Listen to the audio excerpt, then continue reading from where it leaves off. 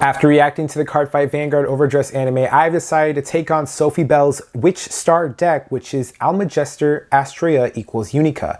Being completely honest, guys, I really had no intention of building this deck. My focus is on Draw Jeweled, and that deck profile will be coming out soon. But my focus has been on Draw Jeweled and preparing for that deck to get its new mask support. However, Unica, after watching the anime and watching Sophie Bell play her card fights and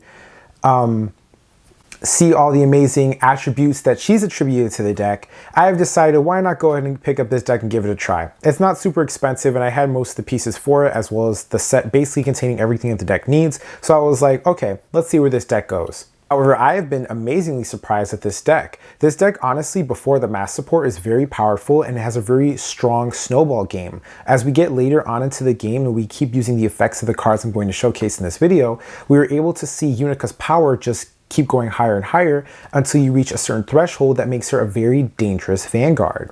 I'm very curious to hear you guys' thoughts at the end of this video on what you think about Unica, but with that being said, we're going to move on over to camera 2 and get this deck profile started. To start off with the ride line, I am playing the newly introduced Almajestar ride line with these new cards. There is no ride line that synergizes as well with Unica as her own. Having Sparta give you the additional draw when you go into Dinah means that you can add more criticals and more soul for your other card effects. And then Dinah turning herself into 2 cards onto the board for your Astroea Unica means that you perfectly set up to use your Vanguards, all of her effects, when you go in for the first attack. Moving on to the very first grade 3 and the star of the show, we have the Almajestar Astorea Unica. She has the following effect of Auto Vanguard Circle. When a trigger unit is Soul Blasted for the cost of this unit's ability, choose one of your units and it gets power plus 5,000 until end of turn. Auto Vanguard Circle. When this unit attacks a Vanguard, cost Soul Blast 3. Bind all critical triggers Soul Blaster for this cost and perform all of the following according to the number of critical triggers in your bind zone. 1 or more, choose one of your opponent's rear guards and retire it. 2 or more, this unit gets critical +1 till the end of that battle, and 3 or more, this unit gets drive +1 till the end of that battle. This card is an amazing snowball Vanguard. Later on as we progress through the game, you're going to have more cards enter the drop zone, and you're going to have other effects to put those triggers back into the drop zone. As the game goes on longer, this card will become stronger and stronger because you're just going to be able to max out the full effect of this card every single time. The first turn usually you're on her, unless you turbo out or get lucky with getting the critical triggers early into the soul and then binding 3 or more, then you'll be able to use her full power very early. But usually it's on the 4th turn or the very first Persona Ride turn that you get to unlock the very full power of this card and start devastating your opponent with the continuous critical and +1 drive effect that you're getting all the time. Because you just need to have 3 critical triggers bound, you don't have to worry about seeing critical triggers every single time to Soul Blast via her effect, which means that once we reach that threshold, we'll be at a consistent high pressure number with this card. With the other card effects that you have in the deck, such as Cerberus and Dinah from the ride line, you're always going to be able to get those additional triggers into the soul, meaning you don't even have to worry about rear guards not hitting good enough thresholds.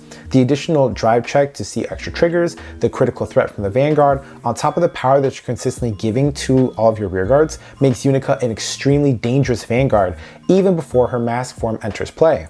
For my next grade 3, I am playing 2 copies of Rolnik Cerberus. Rolnik Cerberus has the following effect: act rearguard circle once per turn. If you have a Vanguard with Almejastar in its card name, counterblast 1. Choose 2 trigger units from your drop zone, put them into soul, and this unit gets power plus 5,000 until end of turn. Rolnik Cerberus is another consistency piece to make sure that we can use Unica's first effect when we attack with her. This way we can make sure that our rear guards are getting sufficient power so that they can hit magic numbers against our opponent during the battle phase.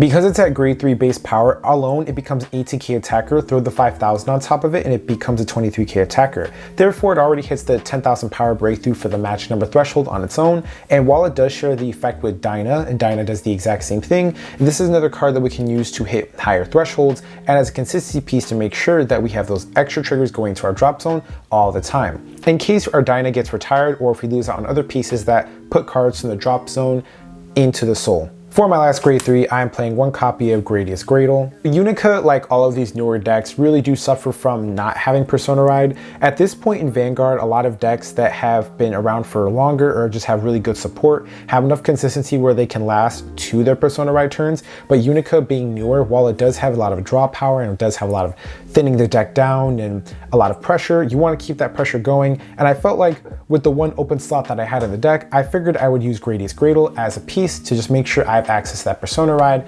whenever I want. Moving on to my grade 2s, I am playing 4 copies of Kit's Peak Griffin. Kit's Peak Griffin has the following effect. Auto, when this unit is placed on rearguard circle, if you have a Vanguard with Almajestar in its card name, choose 2 trigger units from your drop zone and put them into your soul. Continuous rearguard / guardian circle. If your bind zone has a critical trigger, this unit gets power plus 5,000 and shield plus 5,000.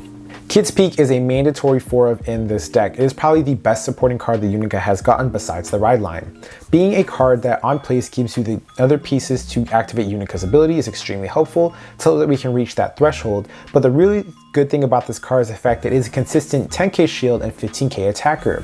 Cards that apply really good effects on place, or just in general being able to give extra shield and power value in overdress, are extremely fantastic. This way we can use less cards in our hand to block attacks, and we can guard attacks that hit magic thresholds that normally other decks cannot stop.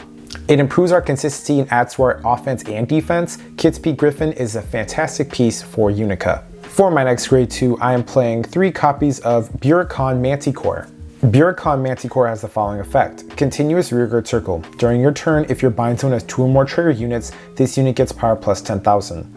Buricon Manticore is just a huge beat stick for Unica. As we're going to get that bind up to 2, usually within our first grade 3 ride, this card easily will hit over 20,000 threshold. So on the first turn with Unica or later in the game with Unica, on top of Unica's bonus power-up effects in its own, this card becomes a 25k beat stick by itself. If you add the boosters or other trigger effects, you're easily hitting over 43,000 or 48,000 power under certain circumstances. Because it is a beat stick, the ratio of this card is debatable. I've seen decks not play this card at all, or play maybe like 2 or less of it. I think it's really good for Unica because Unica, her support already gave her everything she needed to really work. At this point, it's just about improving consistency and making sure that you live long enough to play the later game with all of Unica's effects once they become active. For my next grade 2, I am playing 3 copies of Clean Sweep Dragon. Clean Sweep Dragon has the following effect. Act rearguard circle once per turn. If you persona wrote this turn, counterblast 1. Choose up to a total of 3 of your or your opponent's rear guards, and you and your opponent put the chosen rear guards into your own souls. This unit gets power plus 5,000 until end of turn for each card chosen by this effect. Clean Sweep Dragon is a very aggressive control piece, and Unica being able to snipe one of their rear guards every single turn on top of this effect means that we potentially have certain turns where we can entirely board wipe our opponent. And right now in Overdress, a lot of decks are becoming more reliant on certain key pieces on the board or just being active, so getting rid of key pieces that we can get rid of continuously or in the later game where Unica thrives is going to be extremely important to surviving with this deck. Since we also play cards such as Gradius Grottle, we have extenders into our Persona Ride turn. So getting to Persona Ride is not a difficult feat at all with this deck, on top of the fact that we have very selective soul charging from the deck and other effects allow us to draw cards. We are able to filter out for our Persona Ride turns, and seeing this card in the later game is not a very hard feat to reach. For my last grade 2, I am playing 2 copies of Almajestar Astorea Unica.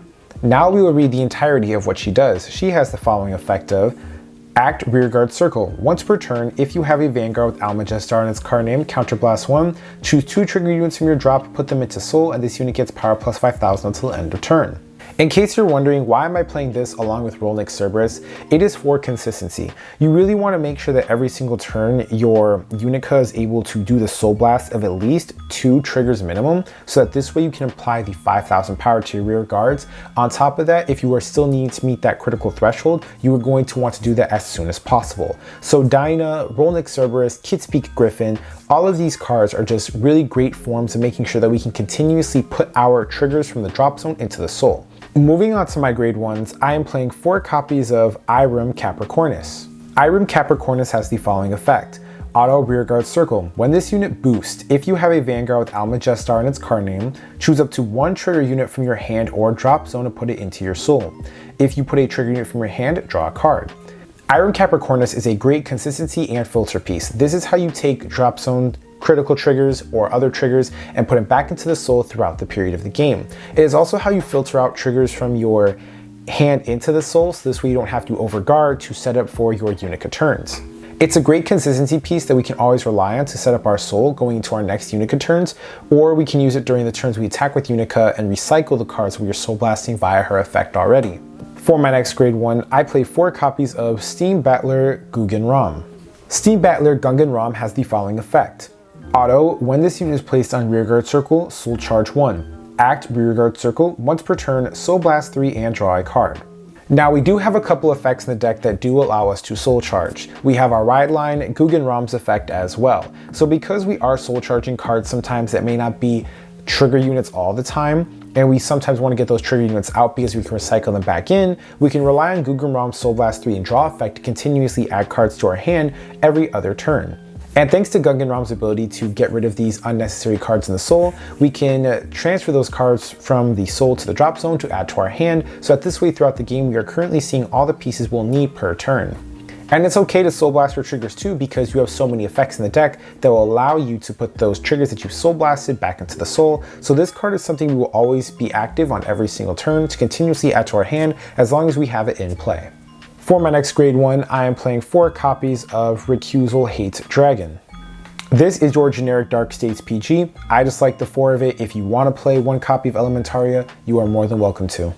Moving on to our trigger lineup, for this deck it's going to be very simple. We are playing 8 critical triggers. Next up we are playing 3 draw triggers. This is your effect draw trigger to gain 5,000 shield. Front triggers in this deck are not horrible. However, I feel as though personally, with the effect of Unica to give 5,000 to my units, and I'm always reaching the threshold of at least 2 or 3, so I'm essentially giving 5,000 power to 2 to 3 different units every other turn, I didn't feel as though front triggers were needed. There are key pieces, however, that we do need to see on Unica's turn, so that this way our strategy continuously stay live. So I felt as though draw triggers over front trigger were just better. Yes, you have front triggers for the extra aggression, but Unica on that 4th turn or on that very first Persona Ride turn will have access to all of her effects, and we have a bunch of skills in the deck that will keep that strategy live. And then we also play cards like Sweep Command Dragon and Gungan Rom that can add cards to our hand and that can also retire other units. So therefore I didn't feel the need to play other cards that add to the aggression or even Soul Charge very aggressively for that matter. So this card just adding extra pieces to our hand like a draw trigger is supposed to do is amazing. For my over trigger, I am playing 1 copy of Hades Dragon Deity of Resentment, Gal Mage Held. And then finally, I am playing 4 copies of Caper Companion.